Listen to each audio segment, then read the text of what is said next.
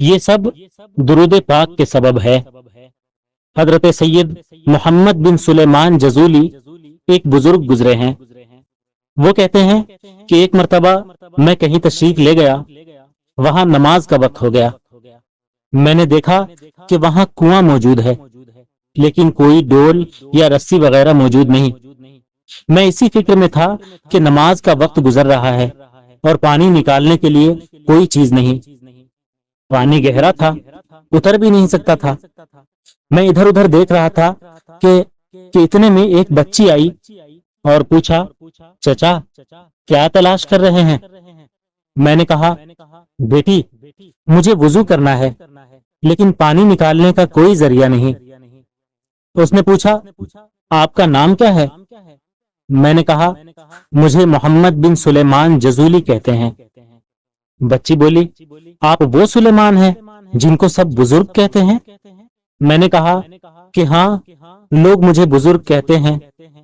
تو کہنے لگی کہ آپ کا ایسا کوئی نیک عمل ہے جس کے ذریعے آپ اللہ سے سامنے کر کے دعا مانگے جن سے پانی اوپر آ جائے؟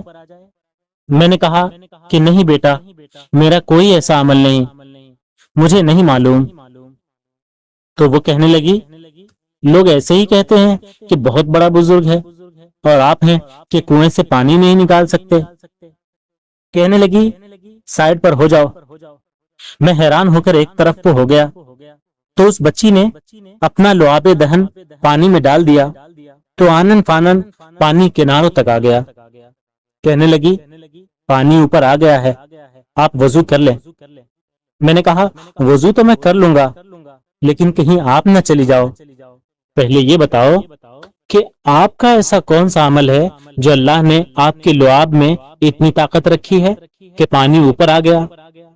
تو اس بچی نے کہا کہ چچا ایسا تو کوئی خاص عمل نہیں، لیکن میں نبی کریم صلی اللہ تعالی علیہ وآلہ وصحبہ وبارک وسلم پر درود زیادہ پڑھتی ہوں، اور میں جب یہ عمل اللہ کے سامنے رکھوں تو اللہ میری ساری حاجتیں دور فرما دیتا ہے۔ یہ سن کر میں نے عہد کیا کہ جب میں واپس اپنے وطن جاؤں گا تو درود پاک کے فضائل پر کتاب لکھوں گا۔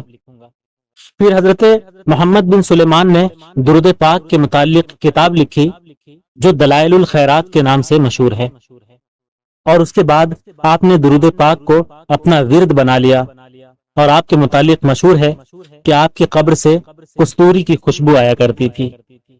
آپ کے وصال کے 77 سال بعد آپ کے جسد خاکی کو مراکش منتقل کیا گیا تو آپ کا جسم ویسے ہی تر و تازہ پایا گیا، حتیٰ کہ آپ کا کفن بھی بوسیدہ نہیں ہوا تھا۔ وصال سے قبل آپ نے خط بنوایا تھا جو تر و تازہ تھا، حتیٰ کہ کسی نے آزمائش کے لیے آپ کے رخسار پر انگلی رکھ کر دبایا تو وہ جگہ سفید ہو گئی اور تھوڑی دیر بعد پھر سرخ ہو گئی، جیسے زندوں کے جسم پر خون کی روانی کے باعث ہوتا ہے۔ یہ سب درود پاک کے سبب ہے۔